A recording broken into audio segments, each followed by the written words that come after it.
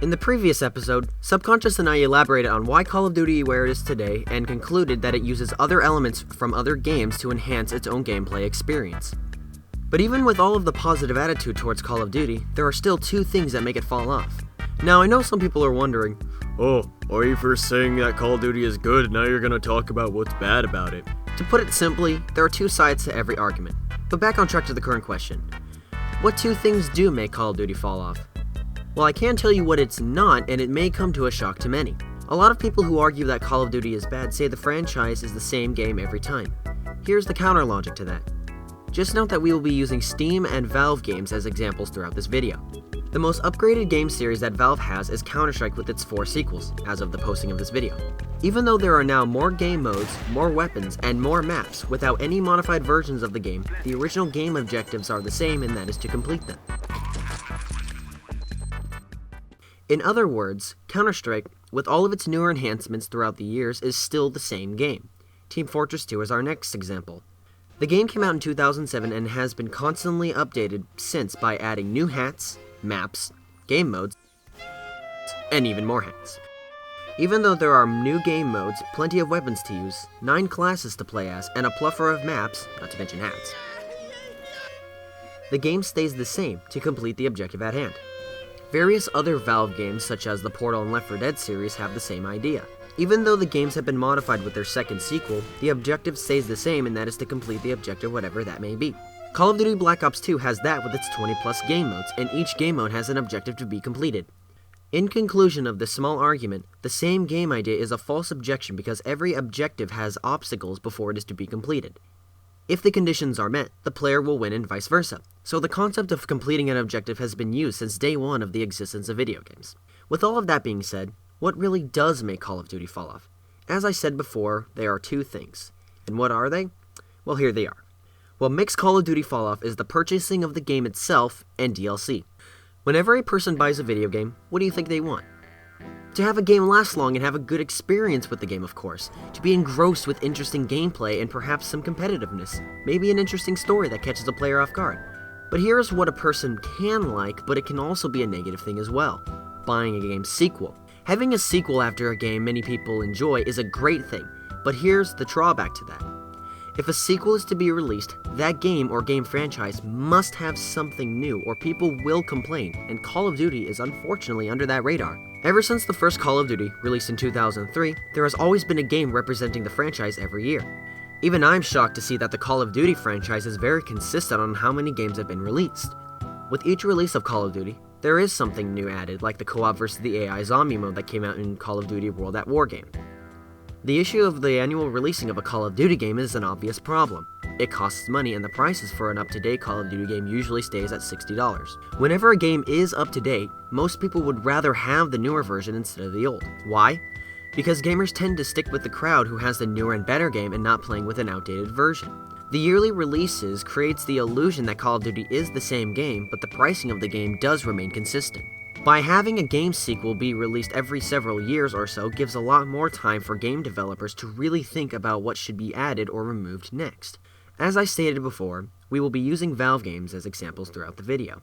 Portal was a game released in 2007 that had an original concept of using a gun that shot portals to solve problems, like putting cubes as weight for pushing buttons, or by propelling yourself to a different location by leaping off a tall ledge. 4 years later, Valve decided to expand on what Portal had and created a sequel in 2011, Portal 2. There is a lot to say about this game, but to put it shortly, it expanded on not only how to solve problems, but the story was a huge improvement from the first, along with some interesting humor. Hey, up here. I found some bird eggs up here. Just dropped them into the door mechanism. Shut it right down. Bird! Even though many people say that Valve has the inability to count to the number 3, there is still no reason for another sequel to happen for some time because the game is so well furnished with its single and multiplayer game modes. Not only that, but there is a map customizing mode, however, we will touch on that later. So the Portal series has 2 games in total as of the posting of this video. The Call of Duty franchise, well, can speak on its own by releasing at least 1 game a year since 2003. I think most people will agree that buying 2 games from a franchise is much cheaper than buying a game from the same game series on a yearly basis. As said before, the illusion of the same game effect that Call of Duty supposedly has is masked by the fact that the franchise releases a game every year, thus why people assume as such the same game. And now, the next issue, the purchasing of DLC. Now, DLC, in general, are add-ons to a video game that may have additional gameplay or costume cosmetics. Usually, DLC costs a certain price, ranging between 25 cents to $30. However, some DLC does not come at a particular price. Now, may I remind all of the sexy viewers out there that we will be using Steam and Valve games as prime examples. In games like Team Fortress 2 are game modes and levels that are original to the game that it came with, such as Hightower and Nucleus. But sometimes, those modes and maps can get boring after playing them over and over and over and over and over. This, however, does not stop players from adding content to their game. In TF2, there are a huge plethora of maps that players create and add them to a server. A series of maps like that are the Orange maps. I personally don't know where these maps came from, but they're very interesting in their own way, other than the fact that the levels are, well, orange. Many of them have the control point game mode, but the openness or maze-like level design in most ways help a player out in certain particular characters or roles. One example is Orange Toy Fort. On this map, there are 5 points to control and capture. With many hallways to run through and corners to hide behind, this map is very useful for players who want to practice Scout. Scouts can run in with their very natural fast speed to get to the point quickly, deal as much damage and distraction as possible, and wait for your team to arrive and help cleaning up. With this map, it can help one to improve on Scout by weaving in and out of corners and hallways while providing good assistance to your team. Another map is Orange 3, where snipers have very large open areas with very little cover. This can help a gamer work on their sniping skills by using the very little cover that is given to them by quickly scoping, firing, and hiding back into a cover. It can also assist a spy player on their spyliness and help them sneak up on unsuspecting snipers. But even maps can sometimes get boring. So, the next best thing are modified versions of the game. Mods are add-ons that players can add to their game by a simple and free install. Mods can have different player models, but when a gamer gets a mod, they usually want a different game mode. An example of a modded game mode is Dodgeball. Now you may think that this game might have a missile! The only way this game mode can be played is with the Pyro, and the Pyro can deflect missiles that hone in on you. One thing that there is to note about this modded game mode not only helps a player stay alive by outmaneuvering a missile, but it can also help a Pyro player enhance his or her rocket reflecting abilities. So modified versions of a game mode can actually enhance specific skills depending on the mod. But not many people know how to make a map or mod without knowing a thing or two about programming or level design. Valve, however, did not want players who knew how to make maps from an external source take all the glory. Here's how things got easy with Portal 2. When Portal 2 came out, the game was an instant hit with its single and multiplayer campaign. There are so many things about this game that I love, but it would take an entire two-headed conversation episode to get to the bottom of everything. About a year later of the game's release, Valve decided to release an update to the PC version of Portal 2, what is called the Perpetual Testing Initiative. This free downloadable content allows players around the world to create their own testing chambers. When a level is created, others can view the Steam Workshop and play other levels from other gamers, leaving behind a rating and critiques before, during, and or after a level is played. And what is the Steam Workshop? The Steam Workshop is owned by, Steam, of course. What this does, it allows user or player-made content to be downloaded or used in a particular game. Particular games such as Valve can show not only maps made by players, but it can also show character models or cosmetics that may or may not be added to the official game, such as Team Fortress 2 and Dota 2. Even though mods are usually not seen in the Steam Workshop, this still allows player-made content to be shown. So with all of that being said, let's look at the cost of adding or downloading a mod or map. Does it cost for anything to upload a map created on Portal 2? No. Does a player have to pay for a modded game mode before playing? Yes, but the only paying is just sitting and waiting for the mod to finish downloading.